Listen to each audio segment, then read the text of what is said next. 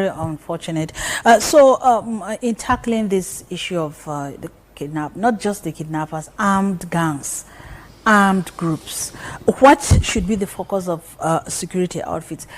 Because something happened was it in Gaidam that the Boko Haram were using the people in the communities as shield. Yes. So how do you tackle this kind of people that don't value life, and are bent on destabilizing the? Well, I've told you in one of our programs with you here, I tried to highlight that you can only succeed in fighting insecurity, insurgency, or even the kidnapping or banditry when you have a very strong source of intelligence. Intelligence gathering mechanism, I have always mentioned, I have always tried to highlight this. Now, that was why we suggested in the past that for you to succeed, you need to plant people among these people.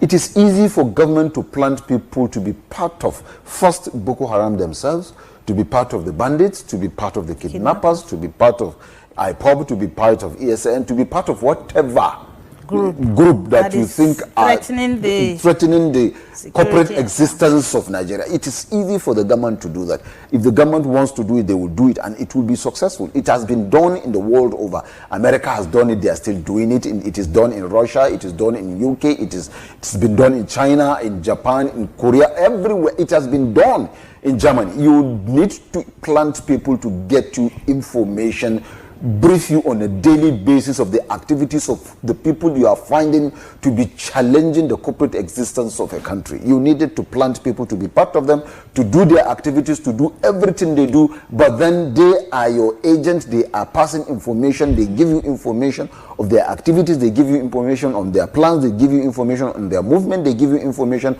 on their strategy. They give you information on the kind of weapons they are carrying. They give you information on who are the leaders, who is number one, who is next, what is this, who is everything you needed to know comprehensively. You needed to plan people to do that, and that was why I've been suggesting that to do that you needed people also who have experience.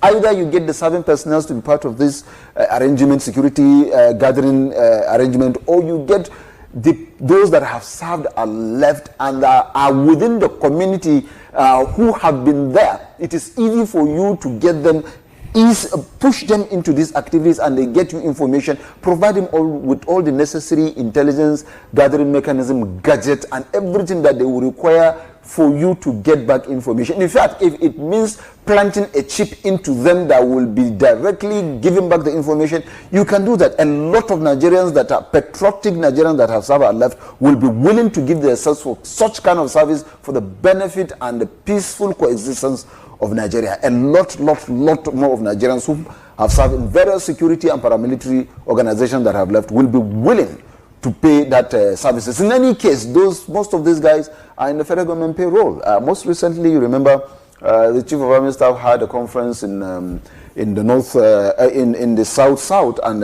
in Port Harcourt to be precise, and then called in the retired military personnel and had discussion, and about 3 days conference had discussion on the possible re-engagement of the retired military personnel back into the fold of the armed forces, either as active members of the fighting force or as intelligent members of the force, to be giving back information. This is a strategic thinking, it's a logic thinking, and this is what we have been advocating for more than 3 years. We have been advocating to the past service chiefs to adopt these measures. It will assist greatly in achieving results, but they've not done that. They've left. But good enough, the present crop of service chiefs are beginning to think in this direction. I think it will make a great way, it will assist greatly, and then it will help in carving out these security challenges that we're having. That's very good to hear that, something new is being done to help address these problems that we're talking about.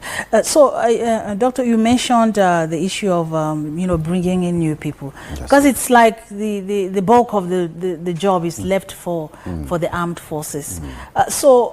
In the short term, you are talking about long term, that's something that will take time. In the short term, what should be done? Well, in the short term, quickly, in the area of strategy, in the area of facing these elements? Well, in the short term, what needed to be done quickly and fastly is, like I said, intelligence. It is not enough to push out men and machine to go and fight if you don't have intelligence. So you needed, just like the Boko Haram were shielding themselves with the community, the armed forces or the security agencies needed to begin to work along with the community. The issue of this community policing, I thought, is something that would have brought about this intelligence gathering mechanism and would provide solution to the challenges in security, but it seems not to be working the way I thought it was going to work, possibly because the strategy, maybe the method that was adopted in the recruitment and the kind of training received and what they were taught that they are supposed to be doing is not actually what I thought would have been part of their lectures or training that they received. Possibly that was why we are not getting the desired result. Actively involved in this most especially fight against insecurity. Yes, and intelligence gathering. You cannot succeed in winning any war or any security challenge without credible intelligence, credible and aggressive intelligence. You can have credible intelligence, but you needed to make it aggressive. It needed to come the time you needed to have it, not later. It needed you have it when it is about to happen, not when it has happened. You needed to have the intelligence time ahead, way ahead. Most recently, I saw a circular that was informing or warning that our airport are porous and then it's about to be attacked or possibly going to be attacked. This kind of intelligence are the kind of intelligence that needed way ahead. Get ready ahead of time, not just wait until when it's happened before you begin to rush to solve the problem. No, solve the problem even before the problem surfaces itself. This is what we needed to do. And also our men needed a lot of the modern machines. Yes, we're informed the former service chiefs made a lot of purchases, and we understand some deliveries are being received now. Not too long ago, I saw that the Air Force received part of those aircraft and things like that. We hope these things will quickly be coming into the country and in good numbers, so that our personnel will be able to carry this. And another important thing is welfare. You don't just send someone out there on the bush to sacrifice his life when there's no proper welfare package put down for him and members of his family in case of loss of life. Like I said, most recently you saw that a lot of people are dying, most especially uniformed security personnel are being attacked directly and being killed. And that will demoralize the morale of other security personnel if they did not see that their colleagues that were killed on active service are not properly, their families are not properly taken care of. It will demoralize their morale and they may not wish to give in their best, and that is also another big challenge. Yep. Our guest is Dr. Awwal Abdullahi, a security expert based here in Kaduna. So, Doctor, we have really spoken a lot about what is happening and possibly what needs to be done. So let's look at, we're talking about short-term measures. At the community level, what can be done? How can this kind of criminality be checked at the community level before it gets to the stage where it is now? It's threatening to overwhelm. I have personally offered this advice in the past, and I was still going to say the same thing. It's very simple to solve this problem at the grassroots level. How do you do that? Engage community leaders. Engage community leaders, religious leaders at the lower level, youth leaders, women leaders, opinion leaders at the lower level. Engage them and form a cluster of that community. Let government do this by themselves. You may not need to give them money to be able to do that. All they need, give them that responsibility, and make them feel a sense of belonging. When you do that to a person or group of people, they feel they are part and parcel of the government. They will work for the government without them getting a dime. All you need is who is the community leader, who is the youth leader, who is the woman leader in that community, who are the religious leaders, who are the opinion molders of that community. If you have security agencies within that community, form a cluster of that community. And in every community, when you combine these people together, they know everybody within their community. They know the character of every family and every child within the community. All you need to do is, once you do that, you form a cluster, I've said it, and then let them be passing information from bottom top, and then let them be receiving instruction from the top bottom.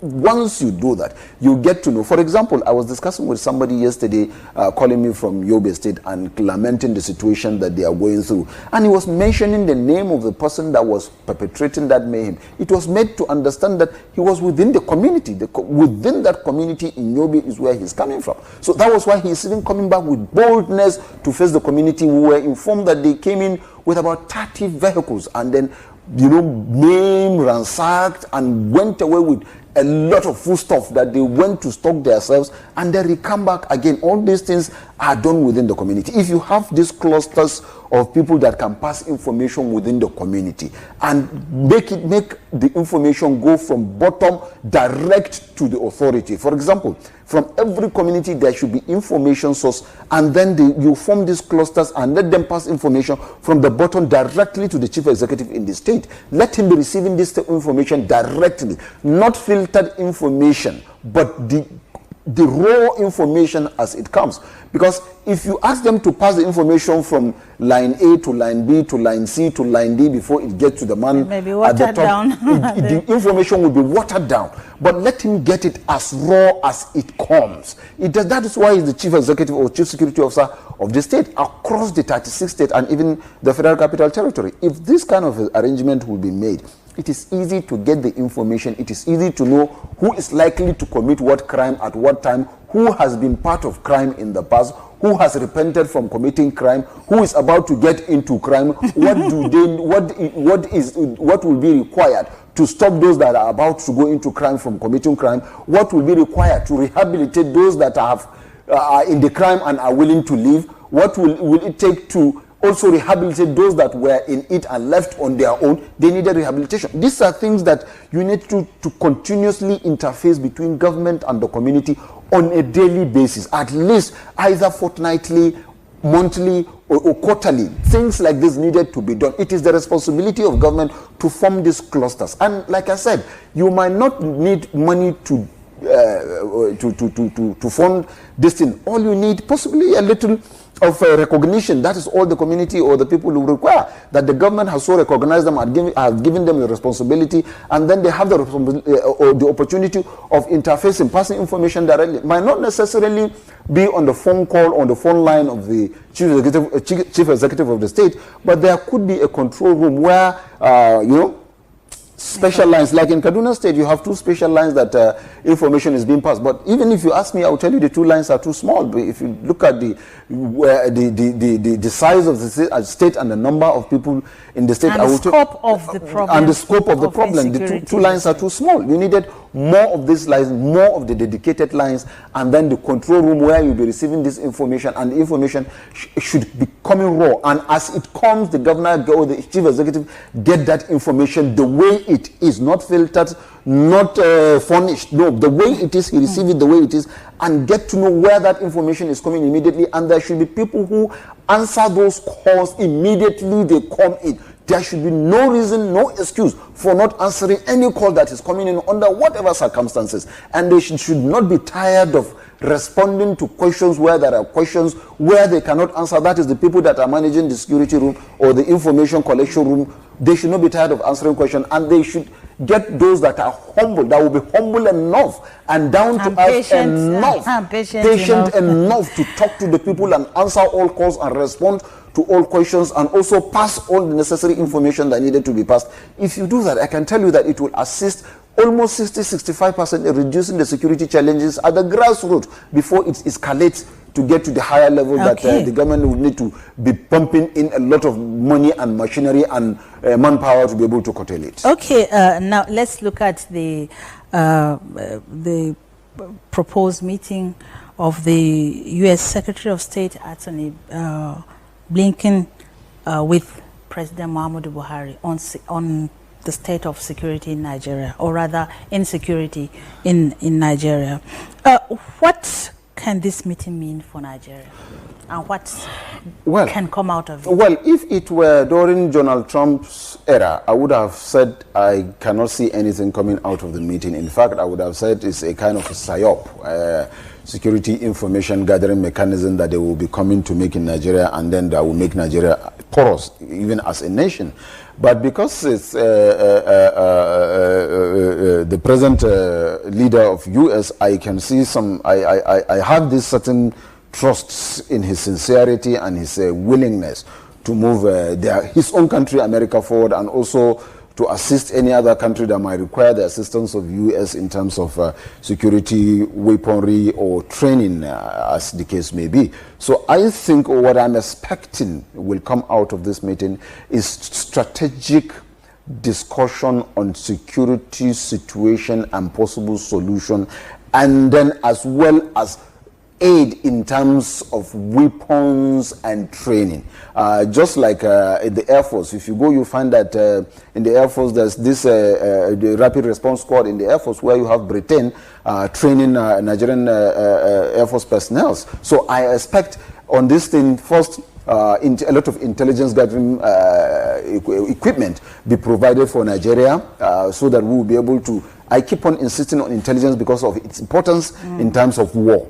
Let the U.S. provide for Nigeria some equipment that will assist in intelligence gathering, also provide with the training of how to handle these machines, and as well as provide us also with necessary weapons to be able to fight this insurgency. Where there's a contractual agreement of purchase of arms and ammunition from the US, let it be accelerated so that the Nigerian armed forces will have these weapons and machines to be able to face this present security challenge that we're having. This is what I'm expecting will form the discussion line between Nigeria and the United States Secretary of State when he arrives in Nigeria. And then as the discussion goes on and they conclude, as hopefully what will be coming out of it, we will be expecting the U.S. government to accelerate, I repeat, accelerate whatever discussion and decision and agreement that is being reached during that discussion. And also, I know all the security, I will be expecting that all the security apparatus of Nigeria, that is the leadership of the security structures of Nigeria, will be part of that meeting so that they can submit whatever the problems are based on their knowledge and the information they get on a daily basis for possible scrutiny, and then finding possible solution as well. But then we should also be careful. Nigeria is Nigeria, US is US, so it is not everything that we are bothered with, most especially in terms of security, that another country needed to know. It could be hazardous, it could be dangerous, even though I said we have some level of trust and confidence in the president of US, but then Nigeria is Nigeria, so the Nigerian thing needed to be done the Nigerian way. Okay, done the Nigerian way. So, Doctor, as we begin to round up, is it time for Nigeria to accept that it cannot do it alone? No. And begin to seek support from its African brothers? Well, I would not want to say it the way you asked me. I would rather look at it a different way. Is it time for Nigeria to say it cannot do it alone? No, it is not yet time for Nigeria to say it cannot do it alone, but it is time for Nigeria to collaborate with other sister African countries and even any other country that is willing to assist Nigeria to carve or handle the security challenges. Like you're aware,